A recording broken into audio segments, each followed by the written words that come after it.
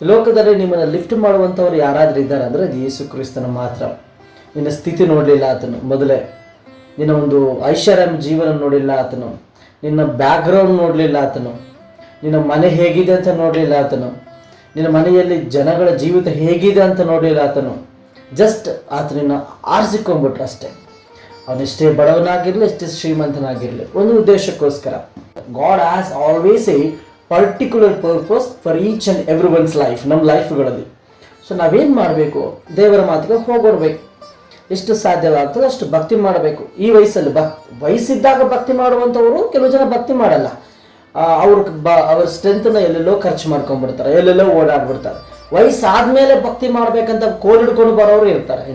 ಕೆಲವು ಕಡೆ ಕೇಳುತ್ತುಂಟು ಈ ಸಂಗತಿಗಳನ್ನು ನೀವುಗಳು. ಬಲ ಇದ್ದಾಗ ಬಲ ದೇವ್ರ ಖರ್ಚು ಮಾಡ್ಬೇಕು ನಾವುಗಳು. ನನ್ನ ಜೊತೆ ಹಣ ಇದ್ದಾಗ ಹಣ ದೇವ್ರ ಖರ್ಚು ಮಾಡ್ಬೇಕು ನಾವುಗಳು. ಆಸೆ, ವಯಸ್ಸು, ವೈರಾಗ್ಯ ಮಾಡಬೇಕಂತ ಜೀವಿತ ಇದ್ದಾಗ let it be useful for the Lord, ದೇವರಿಗೋಸ್ಕರ ಉಪಯೋಗವಾಗಬೇಕು. ಅಷ್ಟೇ ಬಿಟ್ಟು ನನ್ನ ಇಷ್ಟ, ನನ್ನ ಆಲೋಚನೆ, ನನ್ನ ಮನಸ್ಥಿತಿ, ನನ್ನ ಟೈಮ್ ಕೊಟ್ಟರೆ ದೇವರ ಸನ್ನಿಧಾನದಿಂದ ನಾವು ದೂರ ಹೋಗೋದು ಖಂಡಿತ. ಮರ್ತೋಗೋದು ಬೇಡ ನೀವು ನಾವು.